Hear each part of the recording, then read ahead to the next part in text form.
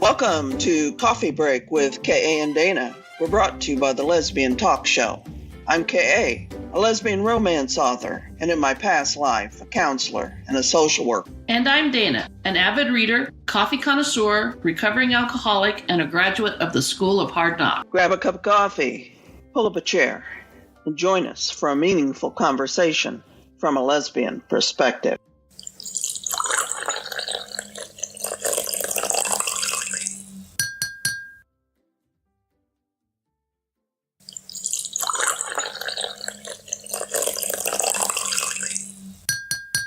According to The Guardian, in each era we create and revive myths to help make sense of the world.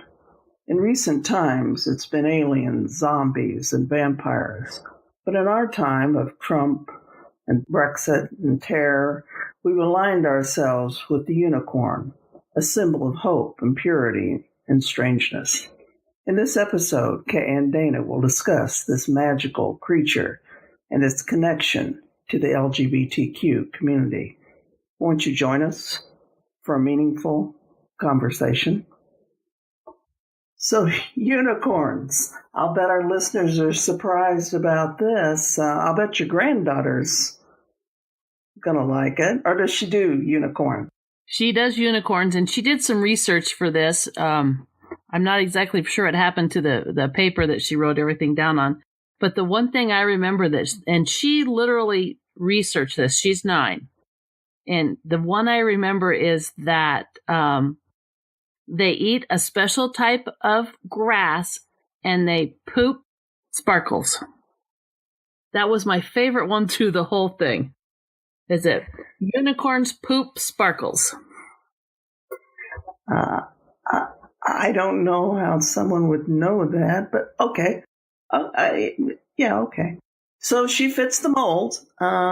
Kids everywhere love unicorns. Adults love unicorns. Unicorns are all about the popular culture. So in this episode, I thought we'd just talk about what they are and how it is that they're a symbol of our community. So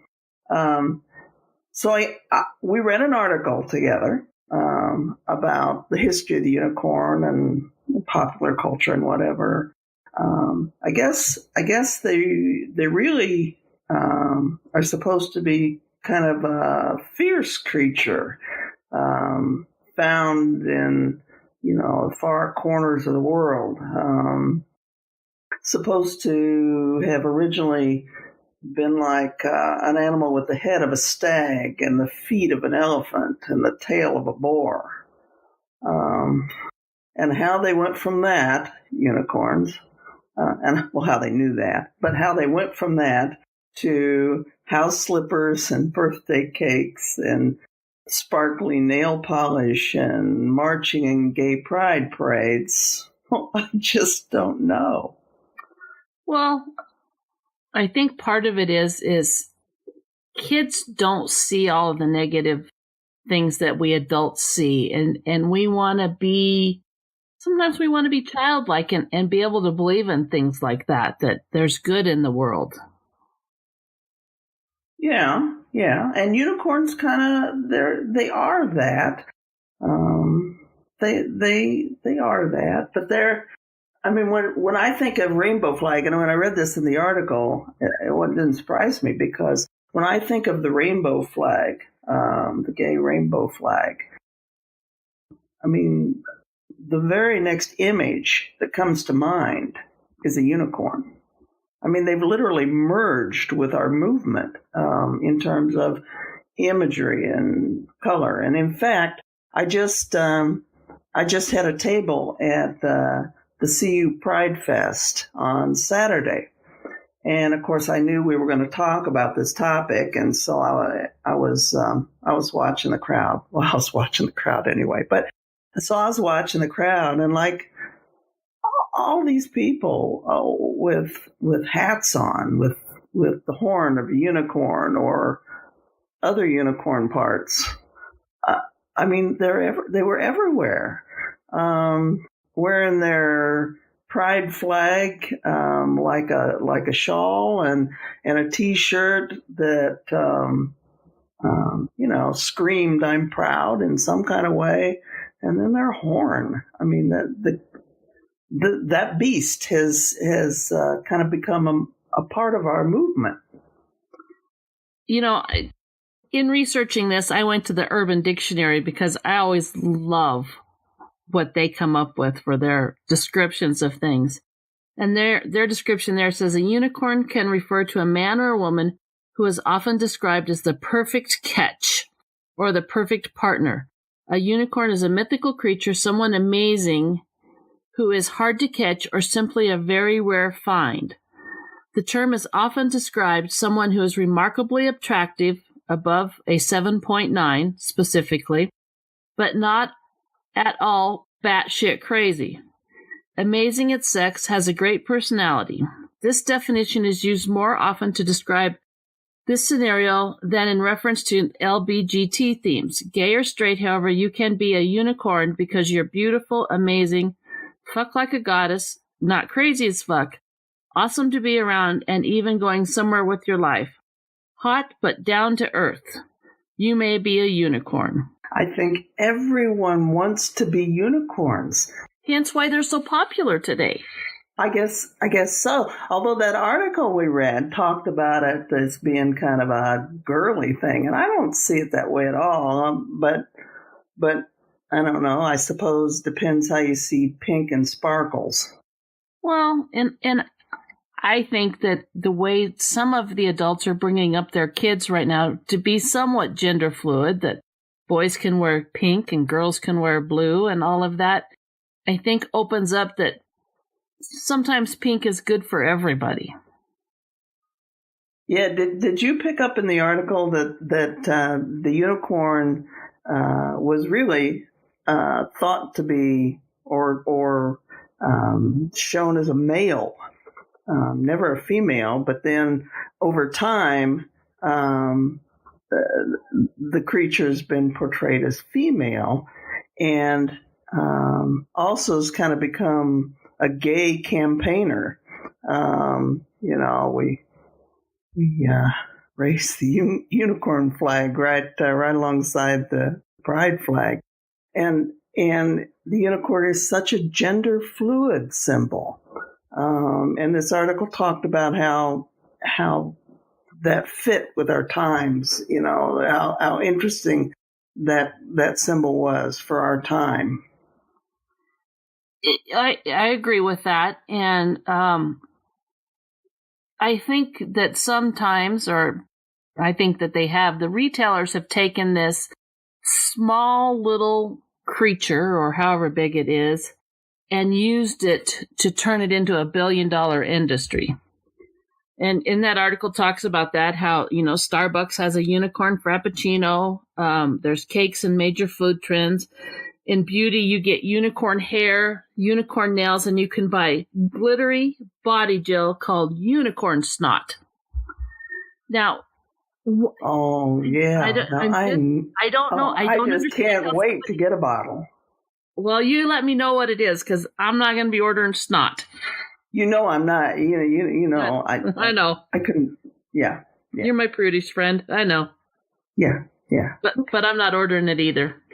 No, not at all. I did think the unicorn frappuccino sounded kind of cool. No, it's gross. I've had that. Yes. You've had it? I have. Callie and I went and got them one day at Starbucks, and it's like cotton candy on steroids. Wow. I couldn't finish mine. It was just too sweet and it just made me gag. But Callie loved it.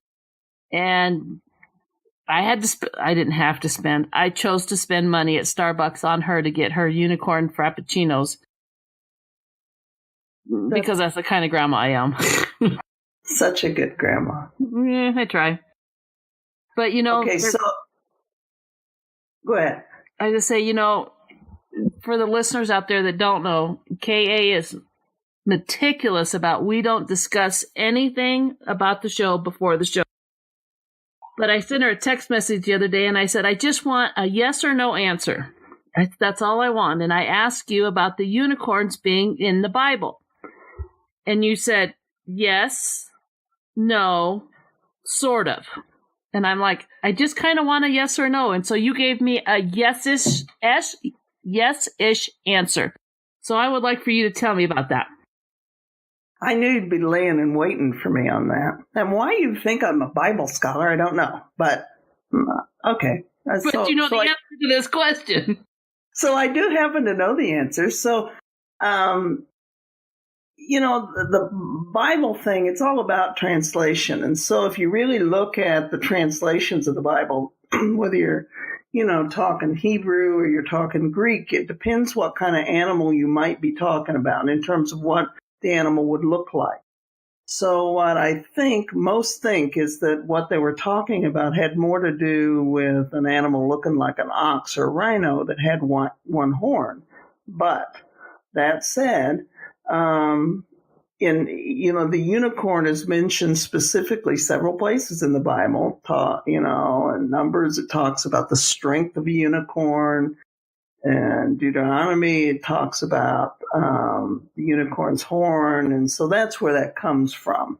But the unicorn, as we know her, the magical symbol of the LGBTQ community, that's pink and lavender and sparkly, and the horn protects him from poison.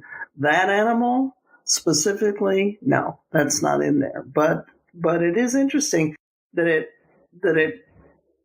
the animal is kind of referred to in the Bible. And I'm gonna go one more just for a tidbit of information, because I have to. So this unicorn thing, the unicorn is not only talked about in the Old Testament, there's also some references in some of the Islamic sources. And that, in a way that this animal is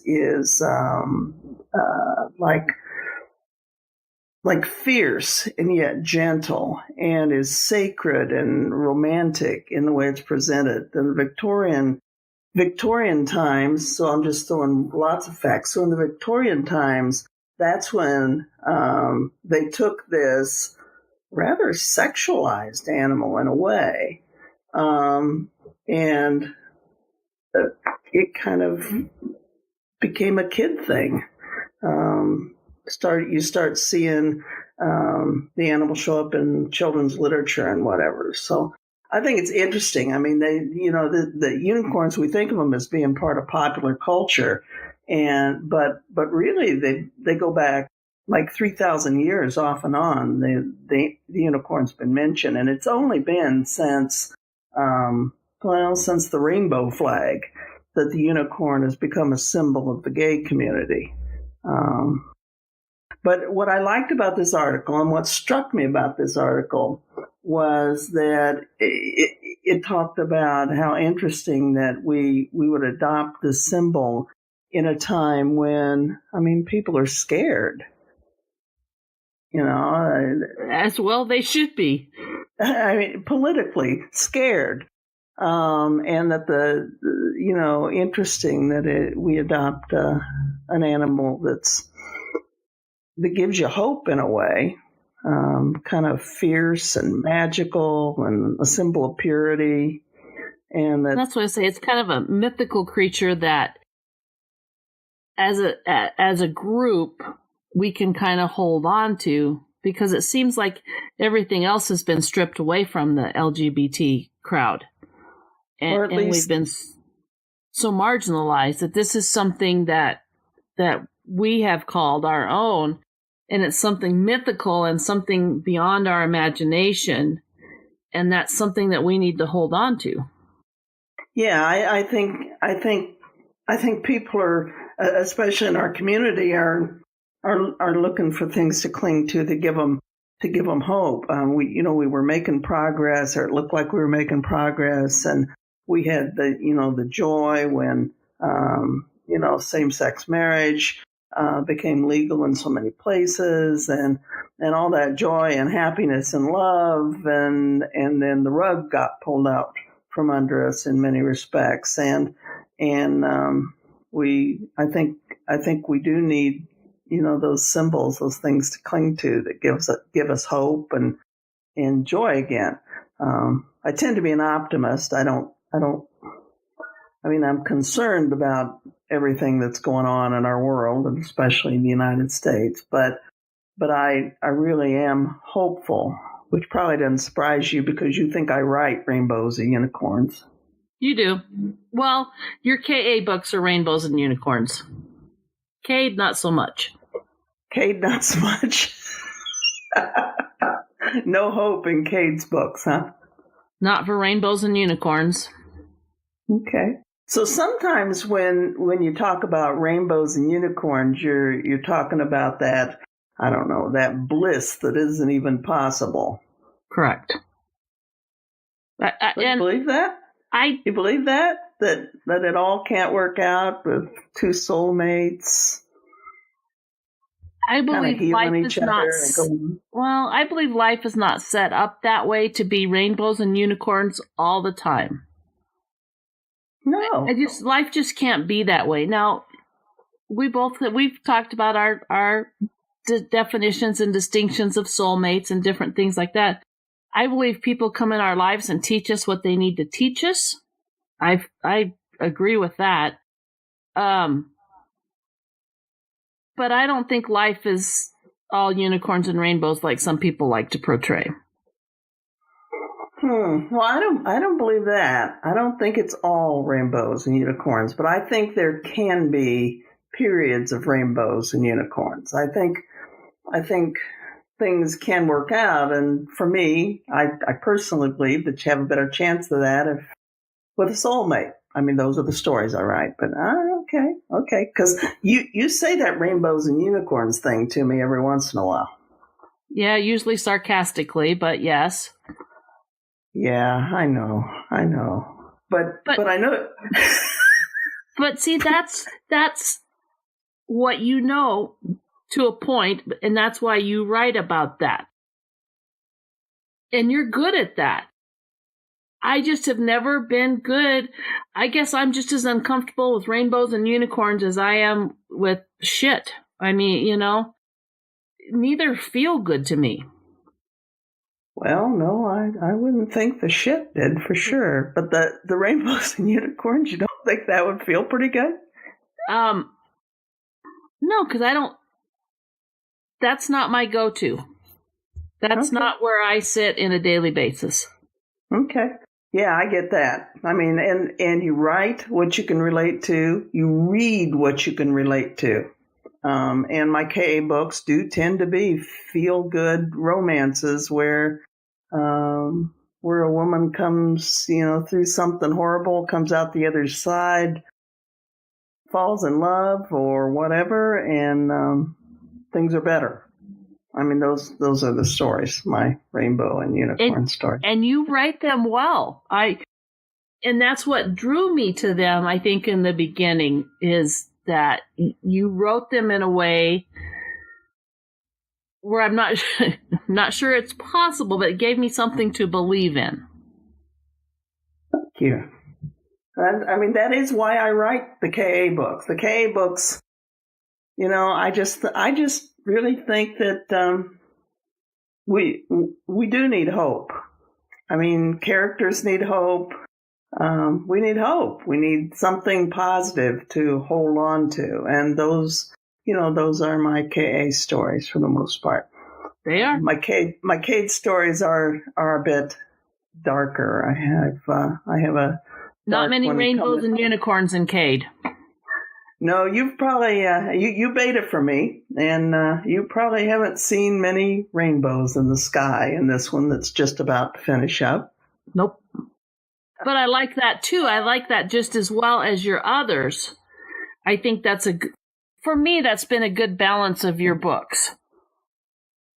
Makes me skitsy. Goodness sakes. Well, welcome to the real world. Oh, I hear you. So, on that note, my friend, we've had another good discussion. I wondered where we might go with unicorns, but we did kind of promise your granddaughter that we would have an episode on unicorns, because when we were deciding what our episodes would be about, I mean, she was all about this. She wanted us to do she wanted us to do unicorns, and she had something else that I thought, no way, something. She comes up with topics for us all the time that I'm like, I'll discuss it with her. Some animal in the whatever. Anyway, I thought, no, I can't do that. But the unicorn kind of thing fits. So I think this article kind of drew in more information. We were able to flush out more through this article than we could just with it. They eat grass and poop glitter.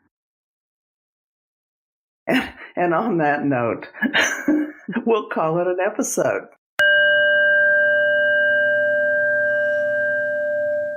And on that note, we're going to recommend The Last Unicorn and Maleficent for our movies.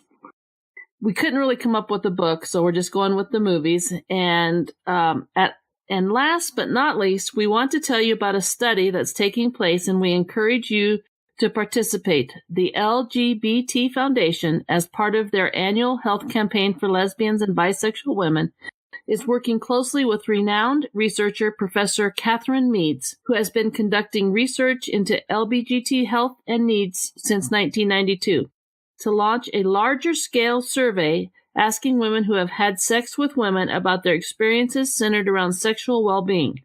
Check out our website for more information. You've been listening to Coffee Break with Kay and Dana, meaningful conversations from a lesbian perspective, brought to you by the Lesbian Talk Show. Be sure to like us on Facebook, follow us on Twitter, and visit our website, www.coffeebreakwithkayandana.com. Until next week, work hard, be kind to one another, and watch amazing things happen in your corner of the world.